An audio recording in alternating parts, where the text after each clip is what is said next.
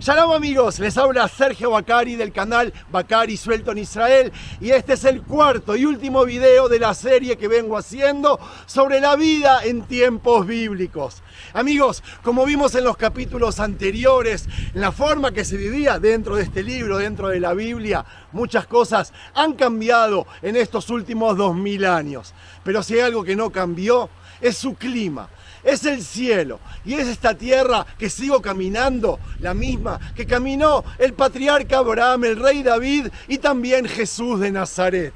Por eso elegí terminar esta serie caminando por un paisaje que les va a hacer recordar la Biblia, sin vehículos, sin aviones, sin ruido, oliendo el mismo viento que olían los antepasados, disfrutando de las mismas aguas y de los mismísimos paisajes. Vamos a recorrer un río que se llama Tzipori, Séforis, en el centro del país y vamos a concluir esta serie que para mí fue fascinante. Desde ya amigos, gracias por participar y si les gusta el material pueden empezar a darle un me gusta. Empecemos.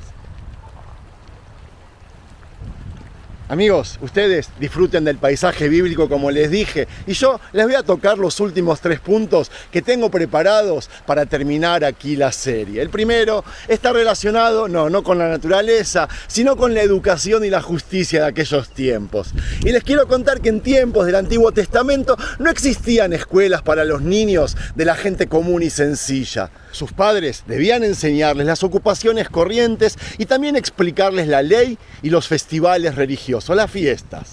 En tiempos de Jesús, la educación de las niñas estaba enteramente en manos de su madre, pero cada varón asistía a la escuela de la sinagoga a partir de los 6 años. El Antiguo Testamento era su único libro de texto mientras aprendían la historia, geografía y literatura, así como la ley de su pueblo. Si el niño era lo suficientemente inteligente y contaba con los medios necesarios, podía enviársele a Jerusalén a sentarse a los pies de algún rabino famoso para asimilar su enseñanza. Además del conocimiento de la ley, el niño judío debía aprender algún oficio. Tanto esto como el significado de las fiestas era tarea de su padre. Cuando el muchacho cumplía 13 años, llegaba a su bar mitzvah, o sea, que pasaba a ser un hijo de la ley y a efectos religiosos, era considerado ya un hombre, un mayor de edad.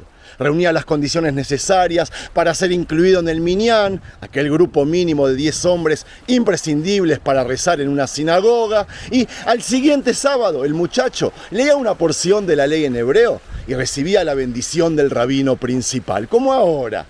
En aquella época no existía en Israel una marcada separación entre la ley civil y la religiosa. Los sacerdotes levitas y los ancianos cumplían el mismo propósito y participaban en la administración de la justicia. En la puerta de la ciudad o del pueblo se ventilaban los procesos legales como en tiempos bíblicos y allí se juzgaban los casos.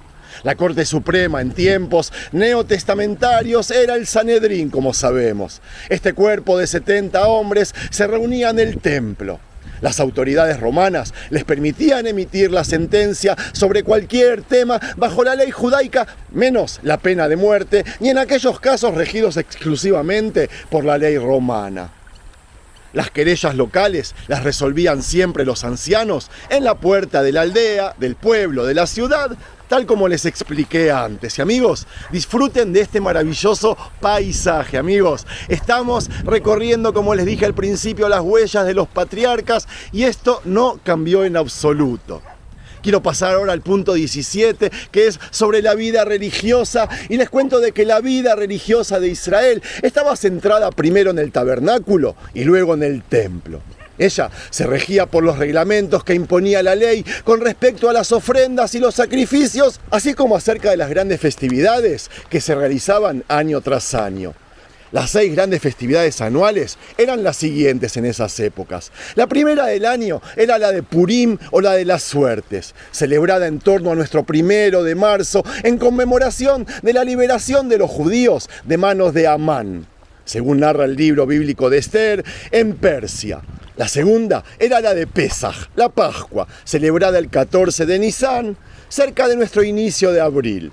Eso es en memoria de la liberación de Israel de la esclavitud de Egipto. Su importancia era tal que los romanos solían liberar un preso en esa fecha de acuerdo a la voluntad del pueblo, como fue el caso de la liberación de Barrabás.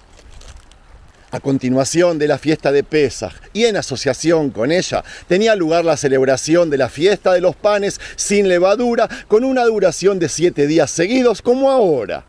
En tercer lugar, los judíos celebraban la festividad de Shavuot, Pentecostés o de Semanas, que tenía lugar 50 días después de Pesaj, cerca del final de mayo en estos tiempos. Se conmemoraba en ella la entrega de la ley de Moshe, de Moisés, así como la siega del grano del que se ofrecía en el templo. A continuación, nos encontramos con el Día de las Expiaciones, que en realidad consistía más en un ayuno que en una fiesta. Era el único día en que el sumo sacerdote podía entrar en el Santísimo para ofrecer incienso y rociar la sangre de los sacrificios. Tras realizar estos actos, se soltaba un macho cabrío al desierto que llevaba simbólicamente la culpa de la nación y se sacaban fuera de la ciudad los restos de los animales sacrificados en el holocausto con la misma intención. Como les dije, durante el día se ayunaba y se oraba de manera especialmente solemne, como los días de hoy.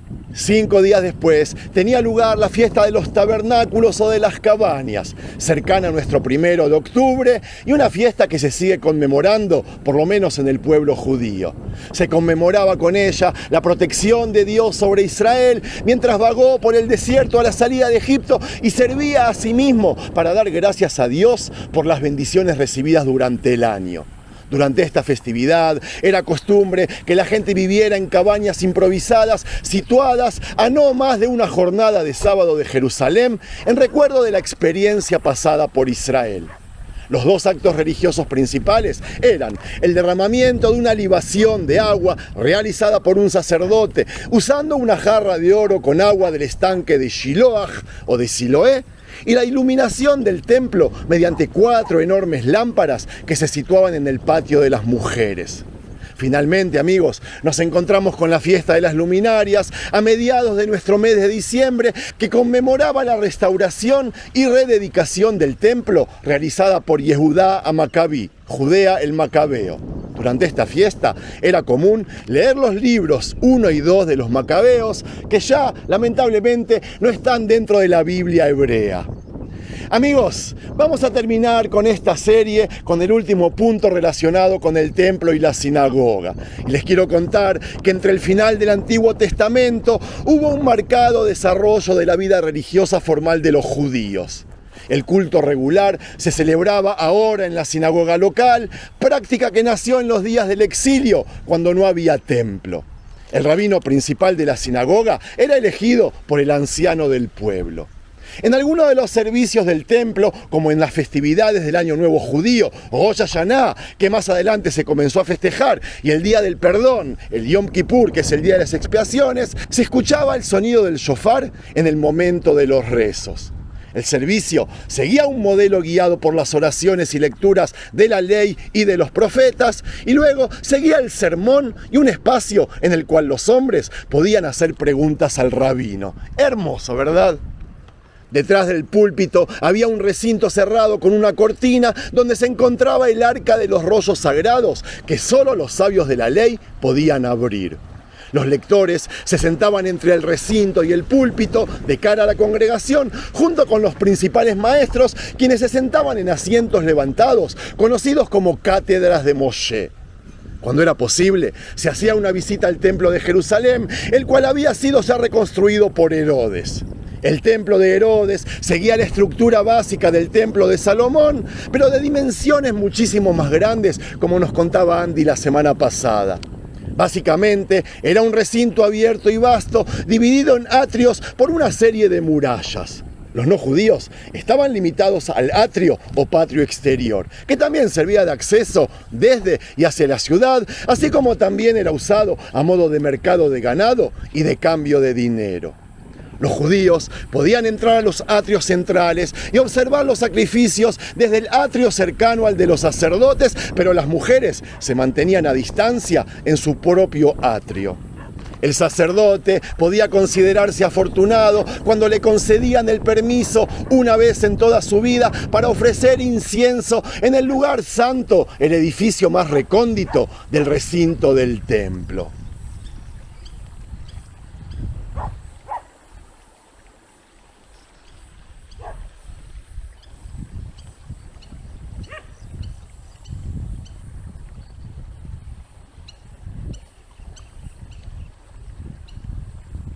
Y amigos, después de que escuchamos un ratito el correr de las aguas y de que estamos concentrados en esta hermosa tortuga que, quién sabe, quizás era uno de los animales que estaban descritos en la Biblia o con los que se solían encontrar los profetas cuando venían aquí a meditar, yo quiero comenzar a hacer una conclusión y un cierre de todo este video y de la serie completa.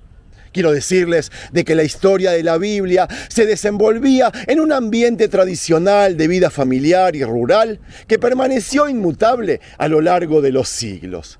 El esfuerzo de los arqueólogos y de los expertos en los diferentes aspectos de la vida cotidiana de aquella época ha contribuido enormemente a nuestro conocimiento de la humanidad en la época bíblica. Y yo les agradezco.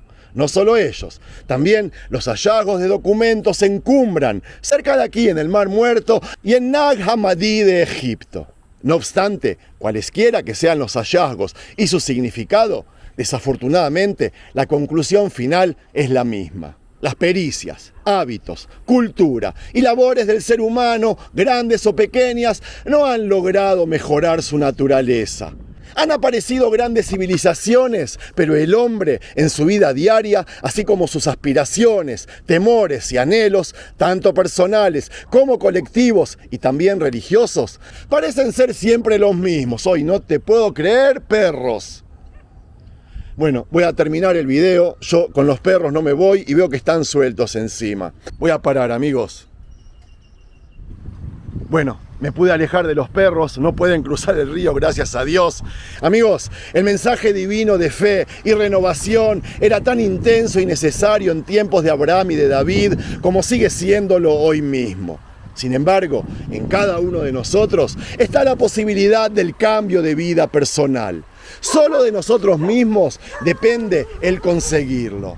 Y esto es todo lo que yo quise transmitir mientras transmití toda esta serie de cómo se vivía en tiempos bíblicos. Amigos, debemos de conseguir un equilibrio para que nos mantenga tanto conectados con el estilo de vida que tenían en esos tiempos, con el que nosotros queremos tener ahora. Yo acabo de terminar la serie y quiero pedirles que si les gustó el video, no se olviden de regalarle ahora un me gusta. Espero. Le dieron, ¿verdad, amigos? Los quiero mucho. Shalom desde Israel.